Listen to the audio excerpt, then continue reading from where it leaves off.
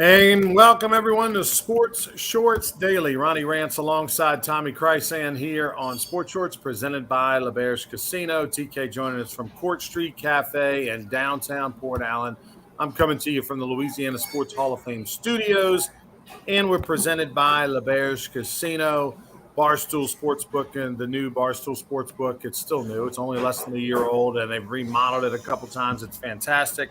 Go check out all the action this week at the Barstool Sportsbook. Well, Tommy and I had a great time yesterday at the Baton Rouge Rougarou golf tournament at Greystone Golf and Country Club. Special shout out and thanks to Dirk Lockhart of Greystone for hosting us.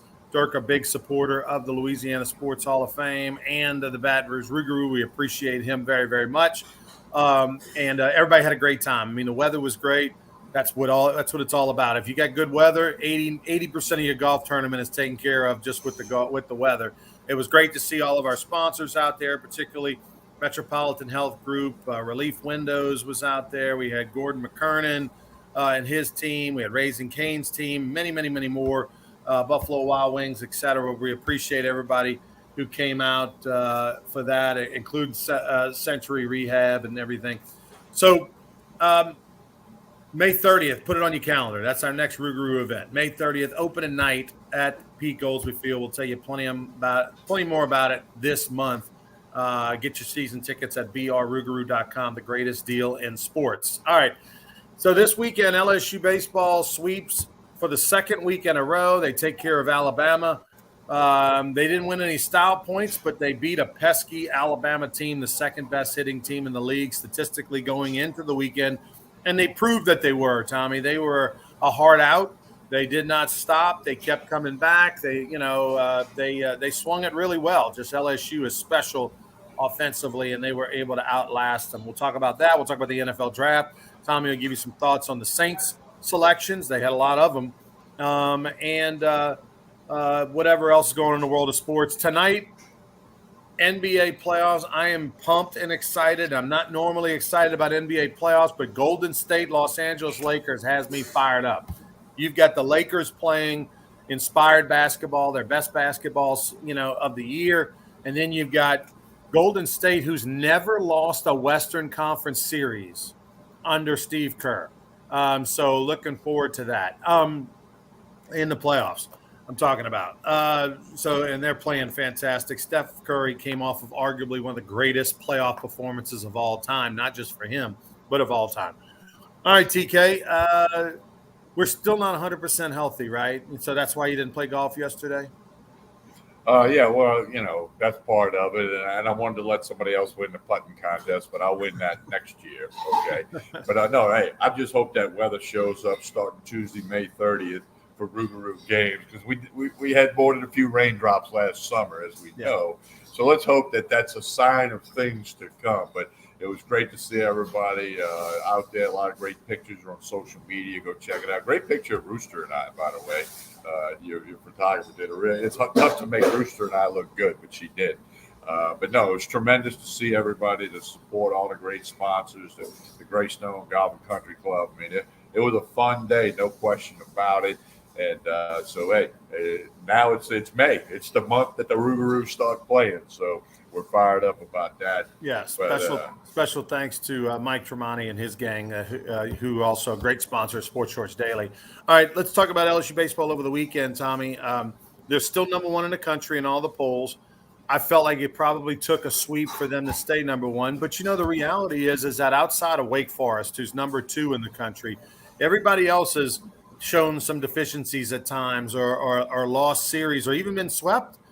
Many of the top 10 teams have been swept. LSU hasn't lost a series this year, and obviously particularly in the SEC, they're the only team to do that. And not only that, I feel like they probably have just as many questions right now with their pitching as they ever have, but yet they won back-to-back series. That just goes to show you the depth of their team. They can win in different ways. Well, and that's 7 straight in the SEC if you go back to Game 3 of the series before that. Ronnie, we've talked on Sports Shorts Daily and Sports Shorts Radio. They're going to have to outscore people. Even the other day, they're down 7-3, 7-4. You got to feel with that offense, you got a chance until they get that 27th out. You have a chance. And, They had to outscore Bama, who's better than people thought they would be, and they played really good baseball up until getting swept. But as you said, you called the second and third game.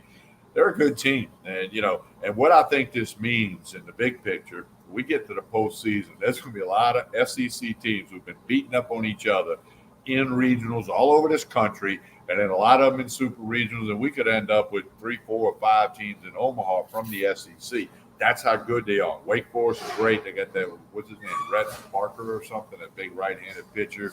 He's top of the line. But, the SEC is the best baseball, and LSU is the best of the best at this point. That's the way you got to look at it. So they're getting it done. And, man, if they can get some pitching to step up, like Ty Floyd did at Ole Miss, of course, he did not have a good outing against Auburn. And then, a lot of social media, Ronnie, about taking pitchers out and putting them in. And that's an age-old discussion and thought. It's easy to coach from the stands or easy to coach from Twitter, but Jay Johnson and Wes Johnson, they know those players best. And they know what they got and not. They talk to the catchers. I'm a big proponent of that. The catchers know if a guy's got it and he's just missing, he's just out of the strike zone, or if he just doesn't have it that day. The catchers know. So I think you got to, you can talk about it and it's fun, but Jay Johnson and Wes Johnson, I'm sure they're doing everything they can to try to get the outs. Where to start? By the way, Rhett Lauder is the name of the Wake Forest pitcher, the ace, who's really, really, really, really good.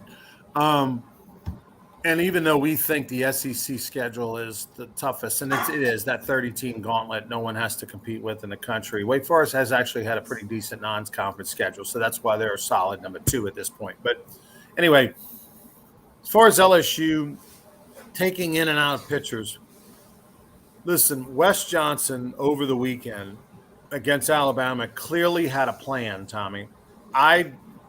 It was hard for me at times on Saturday and Sunday to buy into the plan, but at least he had a plan, and I'm okay with, if you can get your team and your to buy into what you're teaching. It doesn't matter what it is or the technique or whatever. The key for good coaching is if the offensive coordinator at LSU says we think the wishbone gives us the best chance to win the national championship next year, and everybody believes that the wishbone is the way, you know what? You're going to be a damn good wishbone offense. It doesn't matter if, but if you've got your quarterback and your running back, I don't know about the wishbone. I think Wes Johnson gets his pitchers to believe that whatever the plan is he gives them, this is what we need to do. And what I mean by that is it was clear that they had a scouting report on Alabama's hitters and that the majority of them were free swingers, a little bit undisciplined free swingers that they would chase, okay, and that they did not have good zone discipline, plate discipline, and they would chase particularly breaking balls because all weekend long, 3-2, here comes the breaking ball, 3-2, here comes the breaking ball, even 3-1 and stuff like that.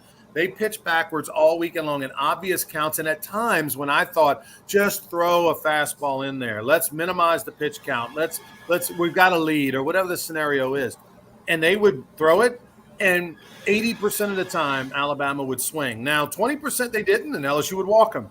But they stayed with that plan, even at times when I cringed, and Alabama, sure enough, proved Wes Johnson right that they could not lay off. They could not put the bat on their shoulders and just take the walk. And obviously, Wes studied that. He had the analytics behind it. And to his credit, he got LSU's pitching staff to buy in. And even though their numbers weren't great, especially from the walks and hit batter type standpoint, they stayed with it as a staff, and it proved out. It was high scoring, but it proved out that was the right way to do it. Well, that's kind of the point I was making. They know what's best. And, it's easy to sit in row 12 and go, man, take that guy out. Or, hey, leave him in one more batter. But the dugout knows far more. As far as, Dylan Cruz go, I mean, I'm running out of bouquets and accolades and everything like that to give him. He's SEC Player of the Week. The guy came in with a 486 batting average on the series, for the year, and increased his average to 490. I mean, it's like impossible to do, and he did it anyway. And by the way, a little caveat, something to watch, and I don't think there's any chance it's going to happen because it's just law of averages that you over time you can't sustain it. But Dylan Cruz, if he ends up hitting 485 or higher, will surpass Todd Walker for the highest batting average for a career at LSU, for 3 or more years, or just really in general. Look, Dylan Cruz is not going to hit 485 or above, by the end of June. He might hit 450, 460, but he ain't going to hit 485. It's just, it's impossible. You could throw batting practice, just throw it in there, and it'd be hard to hit 485 for a year for 250 at bats. But that said, what he's continuing to do, Tommy, and he's the opposite of what Alabama is, and this LSU team is the opposite of what Alabama is, and that is they are disciplined at the plate. The majority. Look at Milazzo. The reason his batting average is up is because he's not swinging at balls out of the zone like he used to, and he's getting himself in hitters' counts, and he's okay with taking a walk. Even the young freshman, Jared Jones, has gotten so much better as the years going on with his plate discipline and taking the walk. And that's what Dylan Cruz does. He's not sitting there thinking, I want to hit a homer, I want to get a double. He's okay with taking the walk and letting Tommy White hit him in. Yeah, no question about that. Ronnie would see Chris hit 485 at Greystone yesterday in the golf tournament. There you see that comment. But no, and Ronnie, and they played Bama this weekend, and we went up on the screen a couple of times.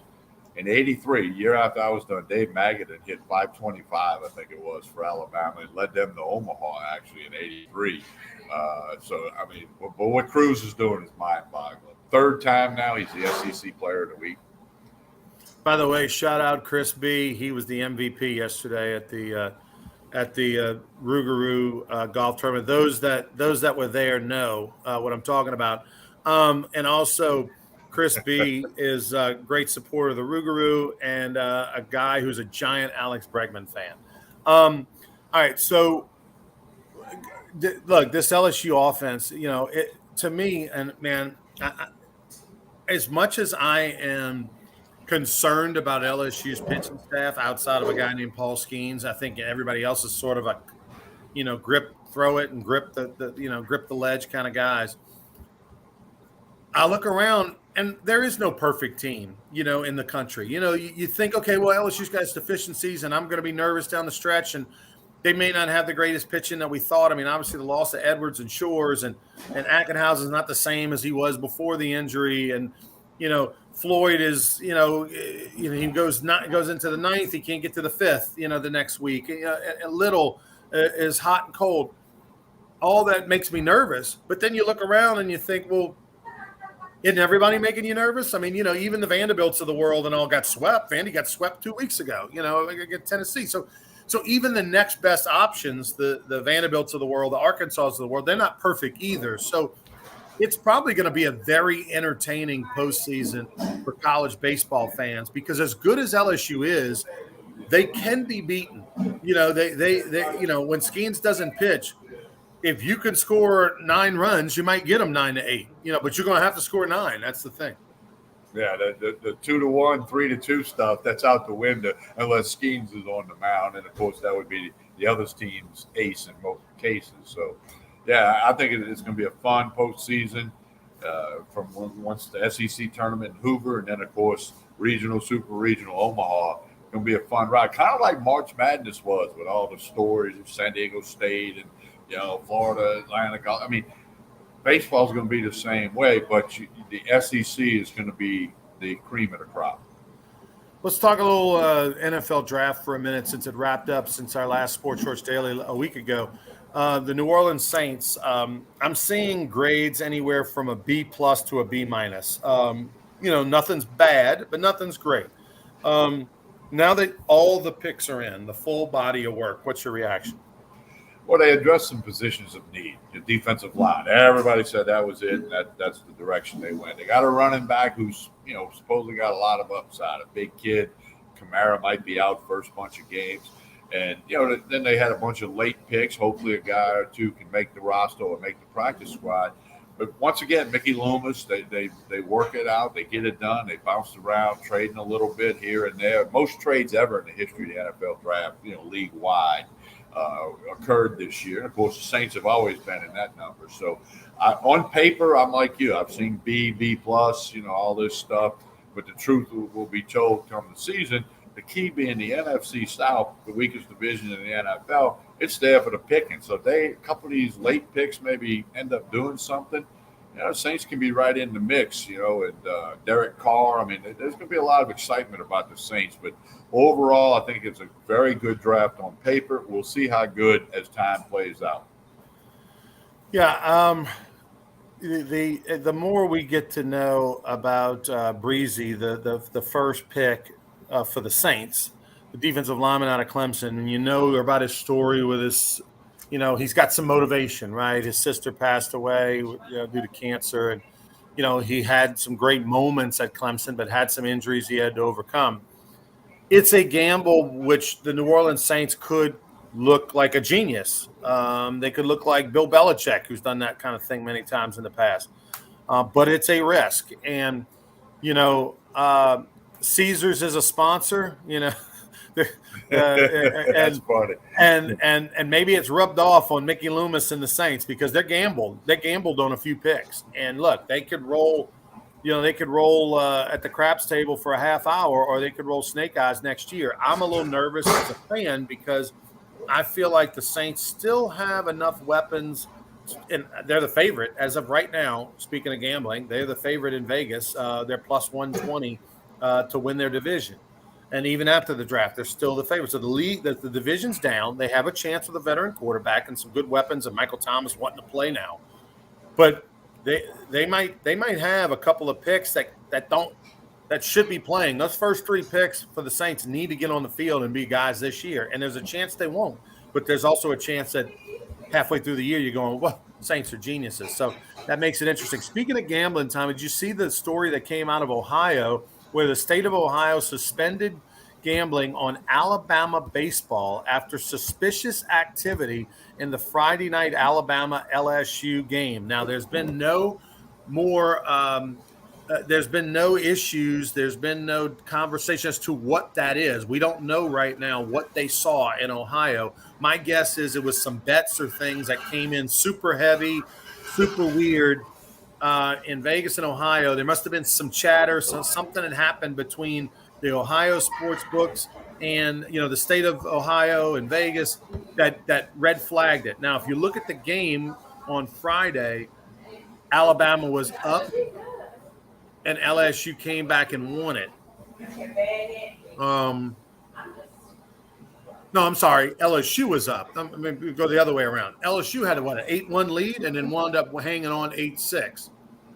I'm curious, and we'll find out eventually what they saw, what happened, what betting happened, what bets came in to make you believe that Alabama, and they didn't say LSU, they said Alabama baseball. So something's happening on the Alabama side that was suspicious enough to where the state of Ohio and Vegas have suspended all betting at the moment on Alabama baseball. LSU pitched Paul Skeens. They get out to a big lead. Alabama comes back, doesn't quite finish the job, and they lose. I'm just super curious. I mean, college baseball gambling is so minimal, hardly anybody even does it, and yet this is the wildest story in a minute. It's very wild, and I'm curious, like you, to see what we learn next about all of this. Look, Ronnie, all these big-time sports books, they have full-time people that monitor possible suspicious stuff, even in Costa Rica International Sports, CRIS, Chris. That's who sets the lines. Vegas doesn't set the lines. They are smart. They got 20 people, watching college baseball, and got 2,000 watching football, looking for that thing. Now, they have the right to not take a bet. You can go to the Barstool Sportsbook at LeBare's in Baton Rouge. Say, I want to bet $100 on this. They can say we choose not to accept, and you have no recourse. They can say whether you're betting $1 million or $20. They can do that. All casinos have that right. I'm real curious to see what caused that flag to go up in Ohio and Vegas. Yeah, we'll keep you posted on that. All right, Sports Shorts Daily will be back tomorrow morning for more Sports Shorts. Tommy will be over at Tremonti's Meat and Seafood. Right now, he's in Court Street Cafe. Tomorrow, we got a cool story we'll tell you about. Former Southeastern quarterback that's now going to be an NFL official. Tommy knows him well. We'll talk to you about that. We'll get into LSU baseball. They play the Southeastern Lions tonight over in Hammond. There'll be a giant crowd for that. I'll tell you an epic Skip Bertman Southeastern Lions baseball story involving Mike Neal. That'll be tomorrow on Sports Shorts Daily, as well as we'll get into the Martin Hankins story of going into the NFL. Tell us about Court Street Cafe. And real quick, LSU hired a defensive line coach, Jimmy Lindsey, who had been at South Carolina. We'll get into that tomorrow, too, because I'll have my notes from today in front of us tomorrow. Tuesday, Wednesday, Thursday, Sports Shorts Daily this week. Of course, Court Street Cafe in Port Allen. I got the lunch specials, the dinner specials, the happy hour at the bar right behind me. Music on the patio this Saturday. That was a big thing last week. Check out Facebook and Instagram, Court Street Cafe, Port Allen. They do a great job of posting everything from lunch specials to dinner specials to Sunday brunch. Check them out. A couple of minutes over the Mississippi River Bridge, 805 Court Street. You want to punch it in the GPS. Check out Jason and the staff at Court Street Cafe in Port Allen. All right, for Tommy Kreisand, I'm Ronnie Rance. Have a great one, everybody. Please like and share this video. We'll see you tomorrow for more Sports Shorts Daily.